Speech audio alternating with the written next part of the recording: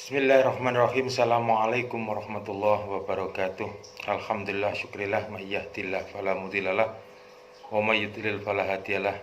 Asyhadu an la ilaha illallah wa asyhadu anna Muhammadar Rasulullah. Allahumma shalli wa sallim wa barik ala sayyidina Muhammad wa ala ali sayyidina Muhammad, amma ba'du. Pada kesempatan kali ini kami akan menyampaikan tentang resiprositas dalam kaidah fikih, menggali hak perwalian anak angkat, di mana kajian ini bertujuan untuk merumuskan kembali kaidah fikih yang relevan dalam rekonstruksi hak perwalian anak angkat. Hal ini disebabkan adanya problematika ketika seorang anak perempuan ditelantarkan oleh ayah biologisnya dan diasuh oleh orang tua angkat.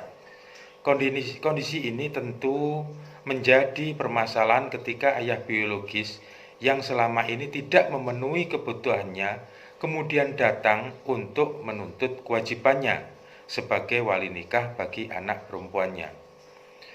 Atau sebaliknya, karena regulasi yang saat ini berlaku dalam kompilasi hukum Islam maupun peraturan Menteri Agama nomor 20 tahun 2019, ketika seorang ayah biologis didatangi oleh anak perempuannya untuk menjadi wali, menolak untuk menjadi wali atas anak perempuan tersebut, sehingga diarahkan untuk sidang ke pengadilan agama dengan wali a'dol. Melalui problematika tersebut, kajian ini didasarkan pada penelitian yang dilakukan melalui studi pandangan dari kawan-kawan Asosiasi Penghulu Republik Indonesia atau APRI dan Asosiasi Dosen Hukum Keluarga Indonesia atau ADHKI. Temuan dalam kajian ini menunjukkan bahwa terdapat upaya rekonstruksi oleh Asosiasi Penghulu Republik Indonesia dan Asosiasi Dosen Hukum Keluarga Indonesia melalui pemaknaan perwalian dalam hukum keluarga dan berimplikasi pada perumusan kaidah fikih dengan berbasis resiprositas. Secara yuridis, bahwa salah satu akibat pernikahan yakni dapat melahirkan keluarga. Keluarga didefinisikan sebagai pondasi masyarakat kecil dengan beberapa komponen yakni ayah, ibu, dan anak. Memiliki anak ini adalah sebuah cita-cita, tujuan dari perkawinan yang harus dicapai, sehingga keinginan memiliki anak untuk memiliki keturunan memang menjadi fitrah bagi setiap orang yang telah berkeluarga dalam hubungan suami istri. Namun persoalan ini muncul manakala pasangan suami istri telah melangsungkan pernikahan cukup lama namun tidak dikaruniai anak. Inilah awal dari munculnya adopsi atau mengangkat anak yang akan diasuh layaknya anak kandung. Secara yuridis, kewajiban orang tua atau wali anak tersebut berpindah kepada orang tua angkatnya. Pada perjalanannya, permasalahan lain yang muncul adalah ketika yang diadopsi adalah anak yang terlantar, anak yang tidak diketahui asal-usulnya. Penelantaran anak yang dilakukan oleh orang tua sebagai wali nasabnya, baik disengaja maupun tidak, ketika anak yang ditelantarkan ini akhirnya diadopsi, lalu pada waktu menikah muncul persoalan dalam hal perwalian. Merujuk pada kajian fikih klasik, sebagaimana ayah kandung adalah wali sah, wali nasab bagi anak tersebut, meskipun ia tidak melakukan kewajibannya dalam mengasuh, mendidik, memenuhi segala kebutuhannya. Sementara ayah angkat yang telah melakukan kewajiban dalam mendidik, merawat, mengasuh, dan memenuhi segala kebutuhannya justru tidak memiliki hak perwalian terhadap anak angkat tersebut.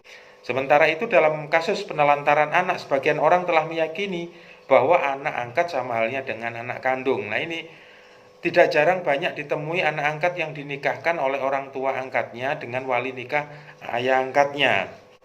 Hal ini tentu saja menimbulkan perdebatan dalam pandangan fikih sebagaimana yang sudah dijelaskan sebelumnya. Namun sebagai ayah angkat yang telah menempuh jalan adopsi sebagai upaya untuk menyelamatkan anak dari penelantaran, di mana ia telah sanggup memenuhi hak-hak anak, tidak bisa didapatkan sebelumnya dari orang tua kandung mereka, sehingga seharusnya hak perwalian jatuh ke tangan orang tua angkat tersebut. Perbedaan madhab yang muncul di kalangan 4 imam madhab terkait dengan wali nikah ini berawal dari sebuah wajibnya wali dalam sebuah pernikahan. Dalam sebuah hadis, la nikaha illa biwaliyin wa syahida adlin. Tidak sah sebuah pernikahan tanpa adanya wali dan 2 orang saksi. Tidak disebutkan secara spesifik, secara hierarkis, wali harus orang tua atau ayah kandung, kemudian kakek, kemudian buyut, saudara laki-laki, dan seterusnya. Ini munculnya ada pada ijtihad dari para imam madhab. Keputusan madhab Hanafi tentang esensi wali adalah orang tua yang telah berperan sebagai wali, yakni melindungi, mengasihi, mendidik. Dialah yang berhak menjadi wali. Keputusan madhab Hanafi ini bukan tanpa penolakan. Imam madhab lainnya seperti Imam Syafi'i, Imam Malik, dan Imam Ahmad bin Hanbal yang tinggal di wilayah Heartland memiliki pandangan berbeda dari segi sosiologis, budaya, dan pemenuhan teks atas suatu permasalahan hukum dengan wilayah hukum yang ada dalam Imam Abu Hanifah. Menurut mereka, penghormatan atas produk as-sunnah begitu diutamakan dan dijunjung tinggi. Bahkan perilaku masyarakat setempat dapat dijadikan salah satu rujukan hukum, al-adatu muhakkamah. Maka wajar jika prinsip yang mendominasi maskulinitas begitu tinggi. Hal ini terjadi karena antara budaya Islam dari Nabi dan prinsip budaya Arab telah terintegrasi. Diakui atau tidak, budaya Arab yang telah terintegrasi dengan Islam yang menganut tentang patrialistik, di mana jalur ayah sangat mendominasi struktur kekeluargaan. Jalur keluarga ayah adalah yang utama. Ini yang akhirnya muncul keyakinan bahwa persoalan perwalian ini harus melalui jalur laki-laki atau jalur ayah. Akhir dari kesimpulan kami telah berhasil kami rumuskan 5 hal tentang sebuah kaidah usul berkaitan dengan wali nikah ini.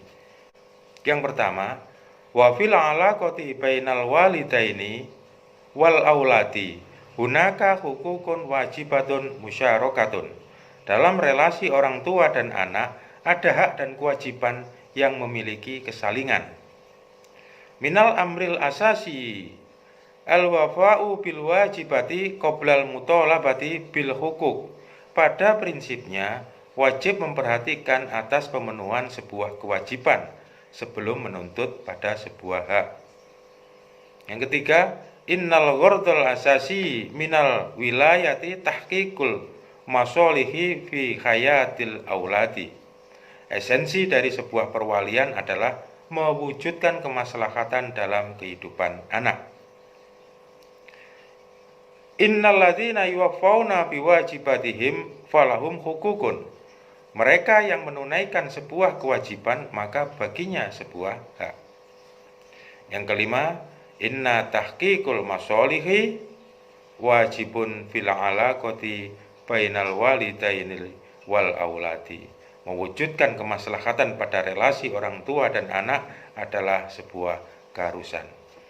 Kesimpulan dari model rekonstruksi yang dilakukan oleh Asosiasi Penghulu Republik Indonesia dan ADHKI ini memunculkan sebuah posisi fikih melalui perumusan kaidah fikih bahwa antara laki-laki dan perempuan memiliki posisi yang amat penting, memiliki ketersalingan, melengkapi dan timbal balik dalam setiap kondisi. Selain itu, posisi anak dan orang tua juga memiliki hak dan kewajiban yang berdasarkan pada sebuah kesalingan. Dalam relasi antara orang tua dan anak pada saat ini banyak anak perempuan gadis yang sudah memiliki atau mampu menghidupi dirinya sendiri dan menempuh pendidikan tinggi, sehingga ia bisa menentukan langkah kehidupannya. Dari kondisi ini, rasanya konsep relasi antara orang tua dan anak bersifat timbal balik. Artinya, jika orang tua menelantarkan anak perempuannya dan anak perempuannya bisa hidup mandiri secara normal, maka ia bisa dikatakan menjadi perempuan merdeka. Dan orang tuanya tidak berhak untuk memaksanya menikah sesuai dengan keinginan orang tuanya atau walinya. Sebaliknya, jika orang tua yang menelantarkan anaknya, yang kemudian dibesarkan dan diasuh oleh orang tua yang mengangkatnya, maka selayaknya hak menjadi wali yang pada mulanya dimiliki oleh orang tua biologisnya menjadi berpindah kepada orang tua angkatnya, karena ia telah melakukan kewajiban yang sebenarnya dibebankan kepada orang tua biologisnya. Demikian apa yang bisa saya sampaikan. Wallahul muwaffiq ila aqwamit thoriq. Assalamualaikum warahmatullahi wabarakatuh.